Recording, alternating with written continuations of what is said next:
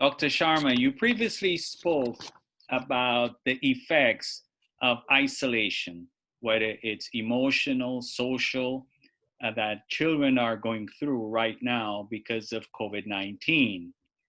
You mentioned also that the children that are experiencing in a negative way the effects of COVID 19 can be picked up by parents through a change in their lives, whether their grades are dropping, whether they no longer want to eat. And so, my question to you is you spoke about their addiction to social media or to a cell phone device.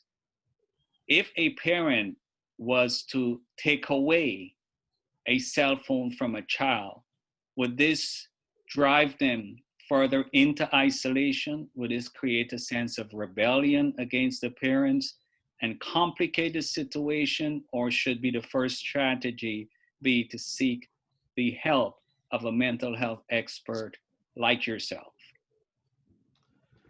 It's a very good question there, Doc, and I think you summarized exactly what we've been talking this morning about isolation and the effect on our kids, and the hope that for the future that a vaccine will be found so they can return to that normalcy. But in the meanwhile, we have to make the best. We have to try to find strategies. As I said, the connection of the parent with the child is very critical. So the child must know that the parent cares and loves and is making the time, is showing that level of interest. Children naturally, as teenagers especially, go through a rebellious phase where they're trying to establish their own identity. So parents are always somewhat a little bit on the uncomfortable side when they're trying to interact with this young adult. So it's changing person. It's a difficult time for both parents and the children. And sometimes even, dads find it hard to hug their teenage daughters because their bodies are changing and they feel a little uncomfortable. But the parent must know that they're still parents and the child is still a child until they're 18 when they start to become more independent as young adults.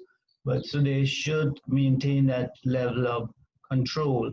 And control also means control over their cell phone use. Excessive cell phone use is damaging. As I mentioned, it can even change the brain waves of the child. So if the parent is seeing the child looking quiet and well behaved, but totally engrossed in their phones, it's not a necessarily healthy thing.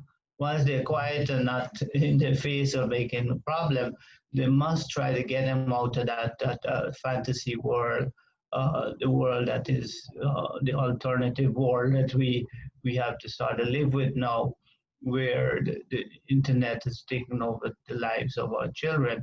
So we gotta try to pull them back into reality, have the child interact with the parents, make sure they maintain some chores, they can do some part of the getting the meals ready and preparing for family time together. So it's critical that the cell phone has some limits. When the parent is now working with their child and going over their schoolwork in the evening, there should be no cell phone use. And it's not necessarily a punishment, it's just that this is a fact. It's like you can't do your schoolwork and watch TV at the same time. It doesn't work. Your brain is not going to be able to focus. You got to be able to focus properly. So a parent allowing a child to have a TV on while they're studying absolutely makes no sense. I can understand having music on because that accentuates learning, but not visually having a distraction. It cannot work together. So parents have to learn quickly how to interact with the children, not make it a punishment, make it an understanding that there are times where cell phones are not going to be allowed in terms of usage.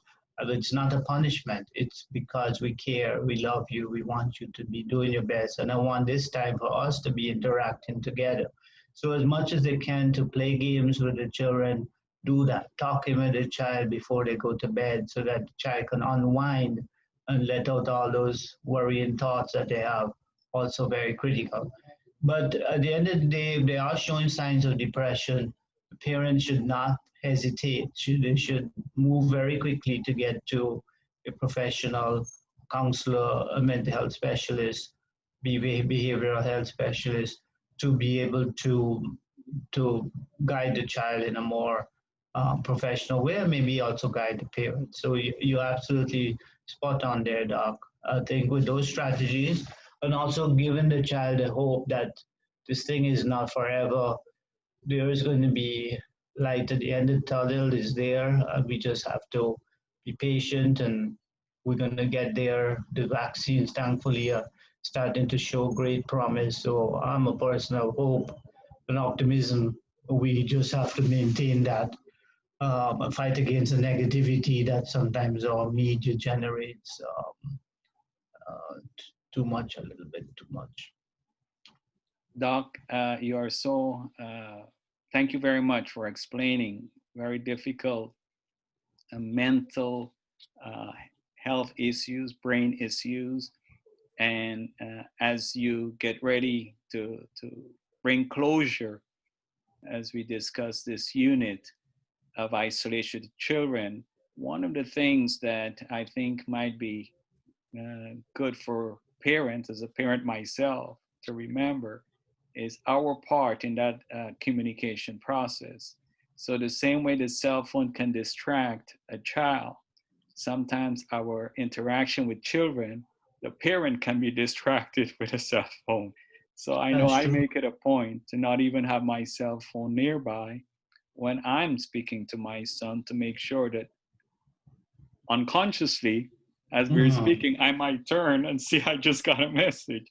So Yes, I think yes, that parents also need to be conscious of the fact to give the child 100% attention, as we expect the child to be attentive, especially if they're a little bit past teenager and young yes. adults.